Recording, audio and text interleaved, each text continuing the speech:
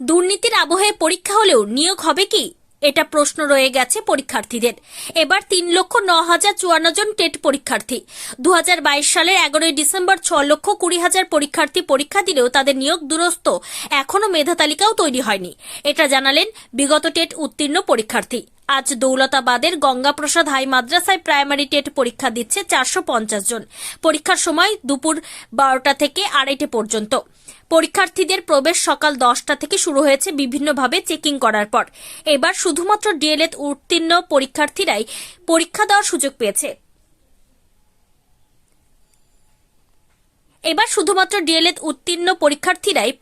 সুযোগ পেয়েছে।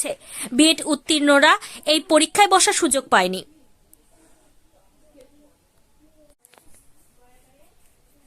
জঙ্গিপুর থেকে তরিকুল শেখের report, Jangipur TV. Centre Gangaprasad high মাদ্রাসা। কিভাবে এলেন? রাস্তা জ্যাম ছিল? না, জ্যাম খুব একটা ছিল না, তবে বাস রাস্তার পর থেকে রাস্তা খারাপ, খুবই আসাটা অসুবিধার। প্রাইমারি আবার পরীক্ষা হচ্ছে, সে ব্যাপারে কি বলবেন? আমি 17 সাল থেকে তো হচ্ছে না নিয়োগ, আর আমি নিজে অলরেডি 2022 সালে পাশ করে আছি, সেটারও এখন অবধি কোনো খবর নেই। আর দেখা যাক এরপরে কি হচ্ছে, কোনো কিছু নেই, কোনো আশা নেই চাকরির।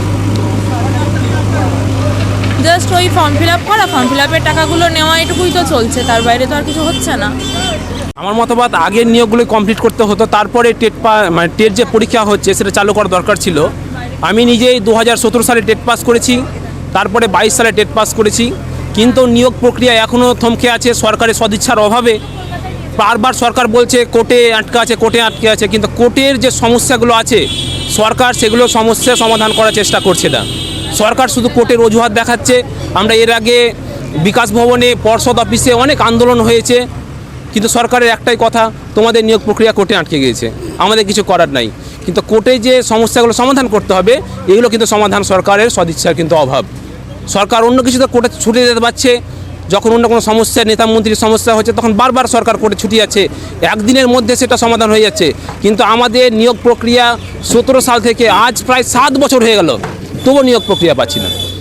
এর আগে 1.5 লক্ষ পরীক্ষায় পাস করেছে আপনার 2022 সালে, তাদের নিয়োগ প্রক্রিয়া এখন পর্যন্ত নিয়োগ প্রক্রিয়ার ফর্ম ফিল আপ পর্যন্ত চালু হয়নি। কিন্তু তারপরে এই যে নিয়োগ প্রক্রিয়া চালু হয়েছে 2023 সালে, এবার এসে এটা সরকারের এক ধরনের ব্যবসা বলতে পারেন, কারণ 500 টাকা করে ফর্ম ফিল আপ করে নেওয়া হয়েছে, কিন্তু নিয়োগ প্রক্রিয়া এখন পর্যন্ত যে ফর্ম ফিল আপ, নিয়োগের যে ফর্ম ফিল আপ সেটা চালু হচ্ছে না, পরীক্ষা নিয়ে যাচ্ছে। কিন্তু বেকারদের, আজকে আমি আমার ওয়াইফকে নিয়ে এসেছি প্রায় 120 কিলোমিটার দূর থেকে, 500 টাকাতে ফর্ম ফিল আপ, 120 কিলোমিটার যাত্রা করে এসেছি, কিন্তু এই যে নিয়োগ প্রক্রিয়া কখন যে হবে সেটা অনিশ্চয়তার মধ্যেই পড়ে আছে এখন পর্যন্ত। আপনার নাম? গৌরব দাস।